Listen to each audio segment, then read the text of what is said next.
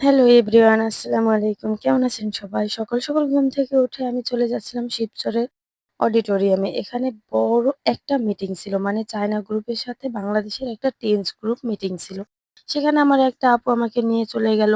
সে এখানকার একটা ডিলারশিপ নেওয়া মেম্বার। সে তো আমাকে ঘুম থেকে নিয়ে চলে গেল। আর যাওয়ার সময় এত পরিমাণে জ্যামে পড়েছিলাম আমাদের এখানে, আর রাস্তা এত পরিমাণে খারাপ।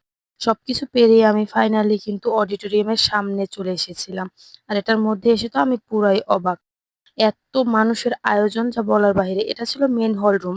আর আরেকটা রুম ছিল, সেখানে মানুষ এলইডিতে দেখবে। কিন্তু আমার কি সৌভাগ্য, আমি ১ম বার এসেই হল রুমে বসার জায়গা পেয়েছি শুধুমাত্র আপুর জন্য।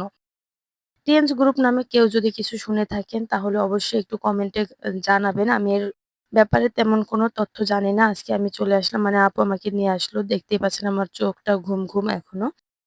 এখন মনে হয় ৮:৩০ র মতো বাজে। ফাইনালি এখানে ৯টা বাজে মিটিংটা শুরু হয়ে যাবে, তার জন্য আসছে।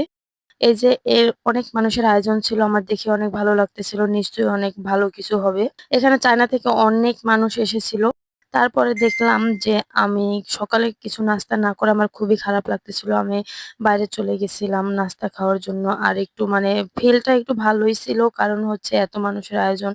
আর যেহেতু আপু নিয়ে আসছে, আপু আমার খুবই কাছের একজন মানুষ। আমি বাইরে যাচ্ছিলাম। কিন্তু ভাই দুঃখের বিষয়, সারা পাশ খুঁজেও কোনো নাস্তার কোনো ভালো কিছু পাইনি। শুধু একটা দোকান পেয়েছি। সেখান থেকে এই যে স্পিড কথায় এখন একটা ভাইরাল বের হয়েছে না যে এটা হচ্ছে একটা স্লাইন। হ্যাঁ, এটা আমার স্লাইন। তারপরে একটা চা খেয়েছি। খেয়ে তারপরে আমি আবারও ফাইনালি চলে আসলাম। শিবচর পৌরসভার বিপরীতে যেহেতু এটা, চলে আসার পরে আমি আবারও বসে পড়েছি নিজ, নিজ স্থানে। কিন্তু একটা সমস্যা হয়েছে যে আমি এর আগে সামনে বসেছিলাম, এখন পিছনে বসছি। এত মানুষ হওয়ার কারণে অনেকে দাঁড়িয়েও ছিল। আর এটা হচ্ছে আমাদের বাংলাদেশী একজন গর্জিয়াস লিডারকে তারা ইনভাইট করেছিল। সে পৌঁছে গেছে। এই যে সে হুমায়ুন কবির হচ্ছে সবুজ, হুমায়ুন কবির সবুজ স্যার। সে চলে আসছে। তারপরে তাকে ফুল দিয়ে বরণ করা হচ্ছে। সে এই টিএনস গ্রুপে অনেক বড় একটা জায়গায় পৌঁছে গেছে। সে এত মানুষের সামনে এখন মানে লেকচার দিতে পারছে যে তার জীবনীটা। তারপরে আসলো চায়না থেকে MD1, এই যে দেখতে পাচ্ছেন সে চলে যাচ্ছে। তাকেও ফুল দিয়ে বরণ করা হলো। সে তো অনেক কিছু বলেছিল, অনেক কিছু। বাংলাদেশ এই ব্যাপারে অনেক এগিয়ে। আমার অনেক ভালো লেগেছিল। MD1 স্যার এত আন্তরিক বলার মতো না। সবকিছু মিলে অনেক ভাল লাগছিল। দেখেন এখানে একটা রুমে কত মানুষ, প্রায় আমি কিন্তু ফুল ভিডিও না নিতে পারলেও ওই পাশে ছেলেরা ছিল অনেক মানুষ।